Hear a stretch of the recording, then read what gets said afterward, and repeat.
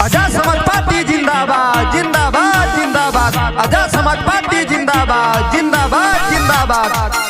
कल्पना पासवान जिंदाबाद जिंदाबाद जिंदाबाद। कल्पना पासवान जिंदाबाद जिंदाबाद जिंदाबाद। सुभाष सरोज जिंदाबाद जिंदाबाद जिंदाबाद। सुभाष सरोज जिंदाबाद जिंदाबाद जिंदाबाद। अच्छा साथियों, एक छोटा सा निवेदन लेकर के आज आपके बीच में आया हूँ। आपका चहेता और आपका बेटा आजाद समाज पार्टी 68 लालगंज लोकसभा से प्रत्याशी सुभाष सरोज आज आपके बीच में है। आपसे मेरा निवेदन है कि आने वाले समय में इनको विजेता बनाइए। चुनाव निशान उगता हुआ सूरज, उगता हुआ सूरज को याद कीजिए और बटन दबाइएगा।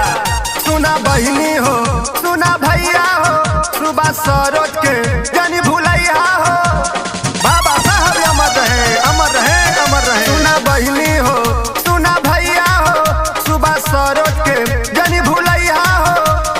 आजाद समाज पार्टी से हुए भैया मोर प्रत्याशी हो। और 68 लालगंज लोकसभा से अब की जीतैया चाची हो। और 68 लालगंज लोकसभा से अब की जीतैया चाची हो। और 68 लालगंज लोकसभा से। और साथ ही साथ माननीय श्री कल्पना पासवान जी, पूर्व deputy director military farm Poona, राष्ट्रीय संरक्षक आजाद समाज पार्टी, जो कि साथ में हैं और आशीर्वाद दे करके सुभाष सरोज जी को 68 लालगंज लोकसभा में भेजने का काम किए हैं। इसलिए उगता हुआ सूरज, उगता हुआ सूरज को याद रखिएगा। उगता हुआ सूरज चुनाव चिन्ह बाटे भैया। अब की विजेता बनैहा, हाथ जोड़िला पड़ी पहिया। उगता हुआ सूरज बाटे चुनाव चिन्ह भैया। अब की विजेता बनैहा, हाथ जोड़िला पड़ी पहिया। होई विकास गरीब असहाय सबही के साथी हो।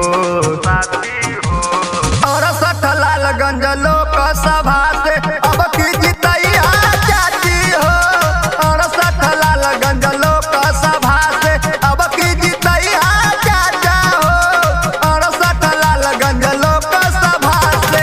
और साथ ही साथ आजाद समाज पार्टी के राष्ट्रीय महासचिव दिनेश सरोज और राष्ट्रीय अध्यक्ष डॉक्टर हरेंद्र प्रताप सरोज, जो कि सुभाष सरोज के साथ में कंधा से कंधा मिलाकर चलने का काम कर रहे हैं। आजाद समाज पार्टी जिंदाबाद जिंदाबाद जिंदाबाद। आजाद समाज पार्टी जिंदाबाद जिंदाबाद जिंदाबाद।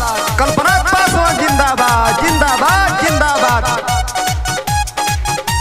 माननीय श्री कल्पना पासवान के आशीर्वाद बाटे।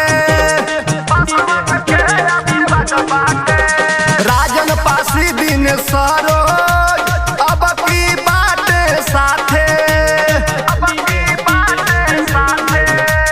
माननीय श्री कल्पना पासवान के आशीर्वाद बाटे। राजन पासी दिनेश सरोज अब की साथे।